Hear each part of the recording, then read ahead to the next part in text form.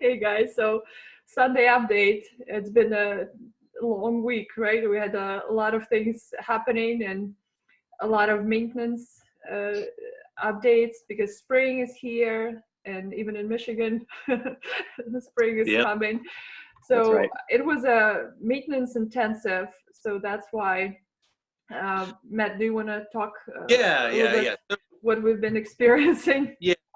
So, with the increase in infill, obviously I guess we're running into we've run into a few plumbing problems, and mostly, just since there's so many more people now, and it's been a while, I guess, since the park has had the number of people, we're running into some issues with plumbing. So a couple times this week we've had to get get the pipes jetted out and roto-rootered and such, and so we're looking at this as more of a we need to kind of come up with a more holistic solution. So we're going to be putting out bids this week for plumbers to come in and basically show them the map, so we can kind of camera all the lines just to see where the issues are, and then hit them all at once, right? So we're putting up bids for that. But we kind of expect that to take a couple weeks from beginning to end before all the issues are identified.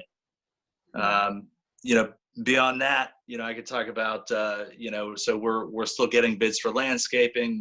And it sounds like, Nick, you had sent me an email this week saying that for the state of Michigan, just this week, or I guess starting Monday, landscaping is actually a legal business to do now, with the whole COVID thing. So still getting bids for that, but that's good news, right? Because then we'll be able to clean up the park and all that now, or make it look prettier in time for spring.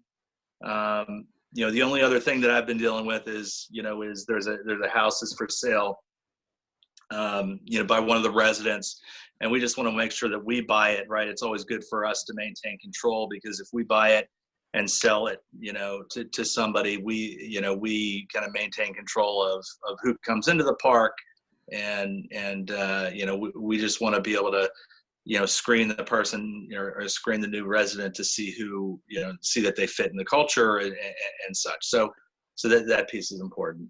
So those are the things that I'm doing. And that was really good though, because we were even willing to buy this home at a little bit of an extra, just to make sure we maintain this control and keep our community as the community family friendly and safe, the way we like it. So I just wanted to say, yeah, just even paying a little extra, we feel like it pays off at the end. So that's definitely a good thing. So, and also one thing that was done this week is in terms of,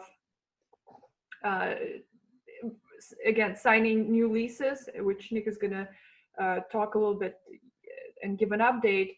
Those leases were signed virtually. So what was good is our park manager was training our assistant park manager via Zoom, and they were recording their session, and they were on, with the potential new residents. They were on the phone, so they were walking them through the process of signing new lease, explaining different points there, and then they were on Zoom recording the process of entering all this information into Rent Manager. So they actually did a really good job with figuring out this new technology. As you may know, park managers are not usually required to know all this technology and work with it day to day. So that was new, but they've managed. And now we just need to figure out how to upload it on the G Drive. But it's definitely a big step forward. Like, I'm proud of them that they figured this done. Yeah. Awesome. Awesome. Yeah. That's great. So to give you guys an update and where we stand in terms of new lot leases, we actually had a great week. We signed 2 new signings, or 3 new signings actually this week. And this is great because we've now upped and raised the bar of the new residents. We're asking for more of a deposit for security deposit now. Instead of asking for 1 times month's rent, we're asking for 1.5 times month's rent. And we also increased the upfront. We're charging for proration of this month and also first month's rent as well. So I think the last 3 that we've signed, they've all had to come out of pocket above $1,000 just to sign a lot lease with us, right? Whereas the lot leases that were signed prior, we had a lower benchmark. So again, in this COVID crisis, we are kind of doing our due diligence, making sure that the tenant pool that we're bringing on board has a little bit more savings than the last pool, right? Mainly because we want to make sure that we maintain these people who have jobs currently, continue to pay us rent, continue with the value of the park. And that's the main issue, right? And I'd imagine that they're also kind of all essential workers, right? They're all right. Absolutely. Yeah. Absolutely. They all have jobs currently. So if they were laid off previously or something, they probably wouldn't have a job now. So we're definitely doing the reference checks, making sure that they're essential workers. Yeah, absolutely. Nick, Cool. was there any pushback this week? You know, have you noticed any pushback when we were asking for like extra, this cushion, extra security deposit, extra, was there anything? We've had so many people touring the place, and I asked James to mention it to them, and the ones who actually applied will qualify for that, right? So the people that didn't meet that criteria, they just simply didn't apply, right? And so we had a lot to choose from, and so we picked the best ones to fill these.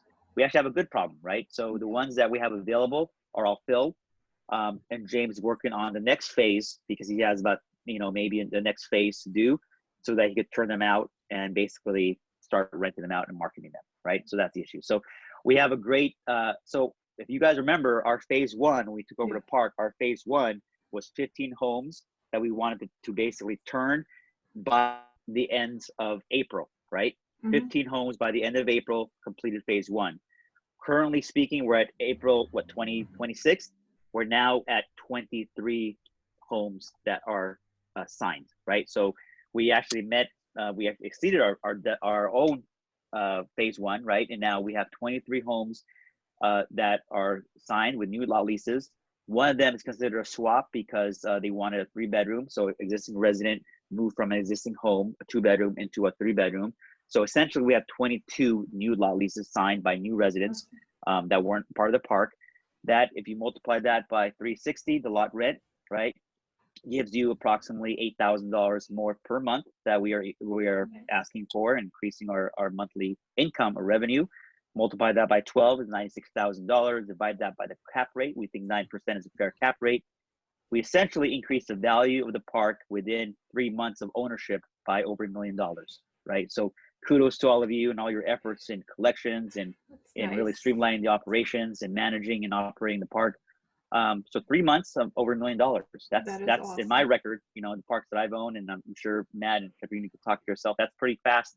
That's pretty quick, and that's pretty impressive, right? Awesome. Yeah. So again, I'm not considering that's increase by net operating income, the NOI. So we have to factor in obviously the expenses, which we are going to subcontract and sub-meter it in the next 3 months. So essentially that's all gravy, right? Because all the expenses they're going to be paying are essentially going to be sub out to them in terms of sub-metering for water. Electricity they already pay for themselves. The water, I would say, is definitely something we're going to be doing in the next 2 months, right? 2 to 3 months. So again, I think the park is definitely hitting its KOIs that we've set for ourselves, actually exceeding it, because we feel that phase 2 was going to be ending at the end of this year. That's additional 12 homes. We think we're going to do that by the beginning of summer, right? And to be aggressive, we think that we're going to be done with the phase 3, which was supposed to be done by December of next year, 2021. We feel we're going to be done by December of this year, so we can look for new financing by January of this year. And that's perfect timing because hopefully the COVID scare will be kind of subsided, and now we get commercial loan. So we're doing pretty well. Great work. So far. Great work. Great job, guys. Best news. Yeah. And so and we obviously gonna push for the water submetering as soon as we have everything ready. So we'll see if Michigan is indeed gonna open up, and we'll be able to start the works on May 1st. We'll see. If not, we have everything ready. So that will add even more to the bottom line and just make the operation just smoother and cleaner and more efficient. So that's all we aim for. But Absolutely. great. Well, good week, guys. Absolutely. Great job, guys. Thanks.